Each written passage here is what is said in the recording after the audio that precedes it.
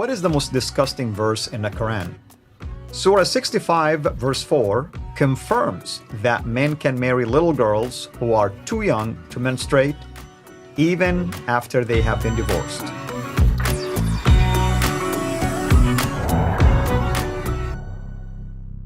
With me here in studio to unpack this from Islamic sources and commentaries, our dear brother David Wood. David, the Quran itself actually endorses this. And this is important because, as we've seen, when we raise the issue of Muhammad and Aisha, Muslims at first will try to say, no, she was much older than 9. And then we show them what their sources say. But then they'll argue that she had reached puberty. And they'll say that in Islam, you have to reach puberty. We show from their sources that Aisha hadn't reached puberty. But notice, it's strange for them to even make the argument that Aisha must have reached puberty, not just because of what's in the hadith, but also what's in the Quran. If it's wrong to have sex with a girl before she's reached puberty, why does the Quran allow men to have sex with girls before they've reached puberty? And so what you have in Surah 65, verse 4 of the Quran is that Allah had already revealed that if a man wants to divorce a woman, he should divorce her, and then the woman should wait 3 monthly menstrual cycles before she gets married to another man, so that there's no confusion if a child is born. But Muhammad's companions eventually raised the issue, well, what about our wives that we're divorcing who don't have a monthly menstrual cycle? What do we do in those cases? And there were basically 3 categories. There were women who were too old to have a monthly menstrual cycle, little girls who haven't reached the age of puberty, so they don't have a monthly menstrual cycle, and pregnant women. That's right. So Surah 65 verse 4 is to give a ruling on those situations. Yeah, exactly. And we'll go ahead and read the Hilleli Khan translation here. They add a little bit of commentary to show what it means, but it's exactly what we're saying. So Surah 65 verse 4. And those of your women as have passed the age of monthly courses, so these are women who are too old, for them, the iddah, that's the waiting period before you can marry again, for them the iddah, prescribed period, if you have doubt about their periods, is 3 months. And then it goes into a different category of wives. And for those who have no courses, i.e. they are still immature, their iddah, prescribed period, is 3 months likewise, except in case of death.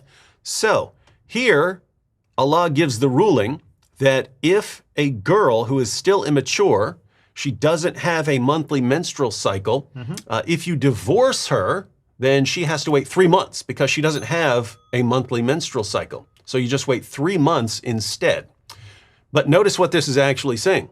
Obviously, you can get married to a girl before she's reached puberty.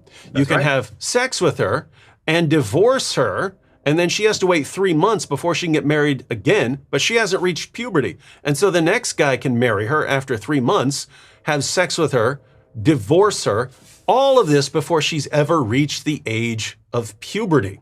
And so the Quran is actually giving rulings, and it's assumed that you can have sex with a prepubescent girl. I want to add Tafsir al-Jalalain, by the way, which people can go to altafsir.com. I actually had those. Excellent. You can go because that confirms, and it's in English. People can go and read it for themselves. Go ahead. Oh yeah. So yeah, we're gonna look at that on the screen because notice there are lots of Muslims who they think Islam is wonderful. These are the same Muslims who, if you tell them Muhammad had sex with a little girl, they'll say no way.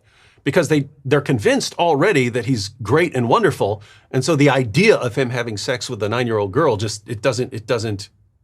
can't believe it, right? But it's similar with the Quran. They think of the Quran as this wonderful book that's giving the best rules ever, and if you tell them the Quran actually allows sex with prepubescent girls, they say you're making it up, right? So this verse isn't the clearest verse in the world. You have to understand what questions it's answering and the previous background and what issues this is claiming to respond to. Once you understand all of that, then it is clear what it's saying. But just to show that we're not alone in interpreting it this way, let's go to some of the greatest Islamic commentaries of all time.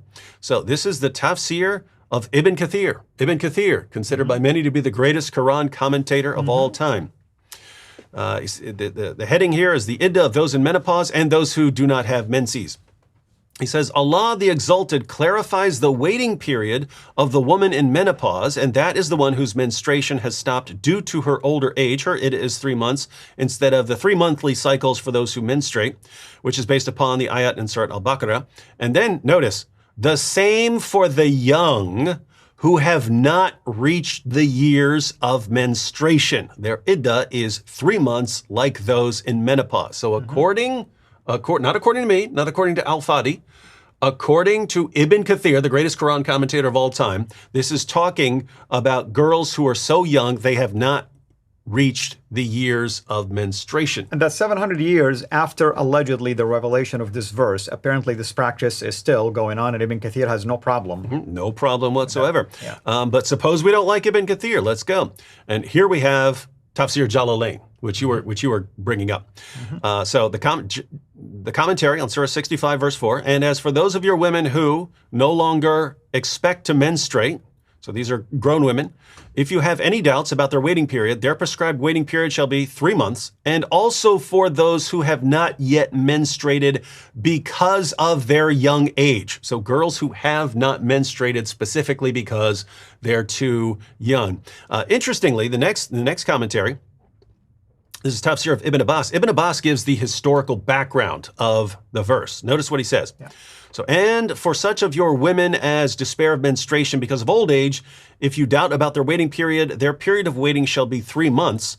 Upon which another man asked, O Messenger of Allah, what about the waiting period of those who do not have menstruation because they are too young? Along with those who have it not because of their young age, their waiting period is 3 months. So notice, someone actually raises his hand. Muhammad, what about girls who are too young to have a monthly menstrual cycle? And that would have been a good place for Muhammad to say, what? You can't do that. Exactly. And Ibn Abbas is the father of Islamic commentaries, and he is the cousin of Muhammad. And so this is a pretty high authority here. Notice all of the most respected Quran commentators of all time are agreeing on what this means. But just to show that there are Muslims who are honest about this even today, let's look at a modern, very popular Muslim da'i who admits what the Quran is saying. And so this is going to be from Muhammad Hijab. We're going to look at some video clips. And his position is actually that if you just go with the Quran, you'll conclude that you could have sex with a 5-year-old. Because that's all it says, as long as she hasn't reached puberty. But he believes that you have to go outside of the Quran. So I just want to clarify that. He's not saying that it's okay to have sex with 5-year-olds. He's saying if you just had the Quran. He's saying you have to go to the Hadith to find out that you should wait till she's a little bit older. But let's go ahead and check out a clip from our good friend, Muhammad Hijab. If you look just at the Quran, you will get the indication that you can have sexual intercourse with a 5-year-old. The reason why it's haram to have sexual intercourse with a 5-year-old is not found in the Quran at all. If you just read the Quran, it is halal, it would be halal to have sexual intercourse with a 5-year-old. In Surah Al-Talaq, chapter 65, verse 4, Allah subhanahu wa ta'ala tells us who you can divorce and who you cannot divorce. And then he says, وَاللَّائِ لَمْ يَحِدْنَ وَاللَّائِ لَمْ يَحِدْنَ, and the ones who had never been pubescent before. And by the way, this is very important, yeah? I want all Muslims to be aware of this. The reason why we don't have sexual intercourse with 5-year-olds and 6-year-olds and 7-year-olds or whatever is not because of puberty. Wait a minute, what did you say? It's not because of puberty, because that verse in the Quran actually says لَمْ يَحِدْنَ. They never had puberty before. You can't go around that. The Quran doesn't say anywhere in the Quran that the woman has to be pubescent. I dare you to find one verse in the Quran where it says you're not allowed to marry someone based on harm, or you're not allowed to have sexual intercourse based on harm, or you're not allowed to marry someone based on puberty. So if you're on Quran alone, you're allowed to have sexual intercourse with 5-year-olds. Get me one verse in the Quran which says the woman has to be pubescent. One verse. I want one verse in the Quran from the beginning of the book to the end of the book which says that she has to be pubescent. So okay, so that makes it halal from your perspective. From your perspective, it's halal. You know, in the Quran it says, حُرِّمَتْ عَلَيْكُمْ أُمَّهَاتِكُمْ. It says you're not allowed to marry your mum. It says you're not allowed to marry your sister or your auntie. Where does it say you're not allowed to marry a prepubescent? I'm looking for one verse that you can say, you pinpoint it and say this is where it says prepubescent marriage or whatever is not allowed. So if you're Quran alone, you're steered towards pedophilia, a severe type of pedophilia, a wife abuse, a severe type of wife abuse. Now, I like his reasoning. yeah, notice this is a popular Muslim speaker saying that if you just go with the Quran on this, you would conclude that it allows a severe type of pedophilia. Yeah, and he acknowledged that it is a pedophilia going by the Quran. A severe type of pedophilia. So this is why we say this is the most disgusting verse of the Quran, and why Muslims who try to say, oh, Aisha must have reached puberty because Islam would never allow that. Allah himself allows sex with prepubescent girls, not just according to us, according to the Quran, according to the Hadith, according to the greatest Islamic scholars of all time, and even according to Muhammad Hijab when he's being honest. So absolutely reprehensible. Absolutely. Thank you so much for this clip, by the way. And I think it's fair to say that next time we'll revisit this clip and even expand a little bit further on what Muhammad Hijab was saying concerning Quran-only interpretation versus obviously he's going to allude to other sources that you need to rely on. So that's why we share these things with you, and we are sharing it from the horse's mouth in this case, one of their own, you know, a very known apologist in the modern Islamic field of apologetics. And we are quoting also from Islamic sources. We have projected it for you on the screen, giving you the sources where you can go and find it. Some of it is even found in English. So it's easy for you, if you don't read Arabic, to be able to read it as well. Thank you, David. Can't wait until next time. Thank you, everyone. This is Al Fadi. God bless you. Take care. Thank you for watching this video.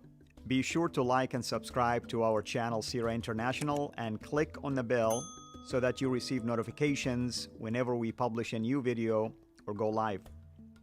I would also like to appeal to you to consider becoming a Patreon patron by clicking the link right below. By doing so, you can give towards the production of these videos. There are also other options for you where you can give to our channel. I thank you from the bottom of my heart.